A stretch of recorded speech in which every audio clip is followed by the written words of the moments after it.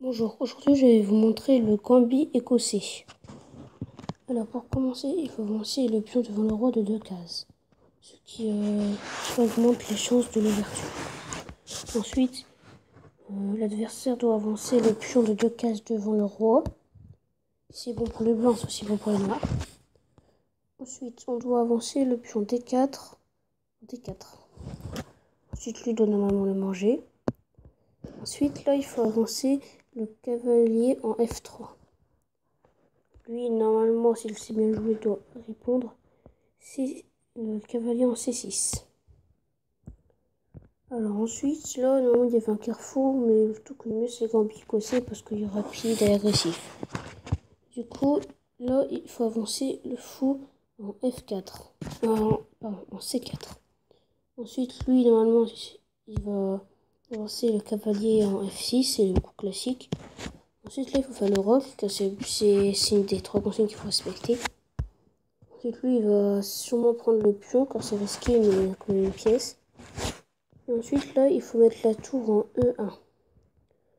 Ensuite, lui, il va sûrement protéger avec ce pion-là, parce que l'autre pion, eh ben, ce sera des courants d'air pour après quand il fait le roc. On va faire un truc un peu bizarre. On va mettre le fou en D5. Ensuite, lui, on lui offre un fou, il va le prendre avec la dame. Et là, attention, il va y avoir un truc, c'est incroyable, c'est mettre le cavalier en C3. Regardez, là, il est complètement coincé.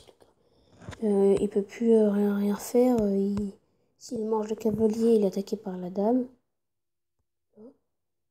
Et puis après, il peut rien faire. Donc du coup, il va sûrement protéger sa dame. En le mettant là, c'est mieux à faire. Ensuite, là, il va falloir prendre la tour, le cavalier. Comme ça, il est en échec.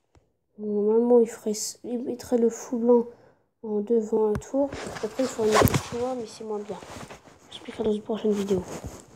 Ensuite, du coup, une fois qu'il a fait ça, ce qu'il faut, c'est pas prendre la tour, le pion. Sinon, regardez, si on fait ça, et après, il peut nous prendre avec le cavalier.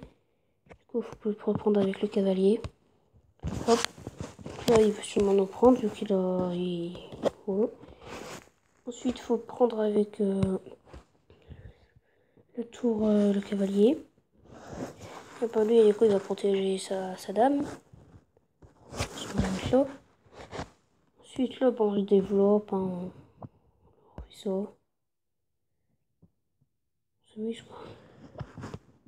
On fait ça, lui, il va sûrement nous attaquer là. Après, là, faut... Ah non.